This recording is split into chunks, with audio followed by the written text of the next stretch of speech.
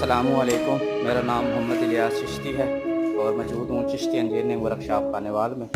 यहाँ देख सकते हैं कि मिक्सर से सरफ बना, ग्रेडिंग हो गया, उसके बाद पैकिंग प्रोसेस है, यहाँ पर स्केल हो रहा है। उसके बाद यहाँ पर आप देख सकते हैं कि ये पाउच 1 किलोग्राम स्केल होने के बाद इसको सील लगाई जा रही है। यहाँ पर सीलर के ज़रिए इसको सील लगा लेते हैं।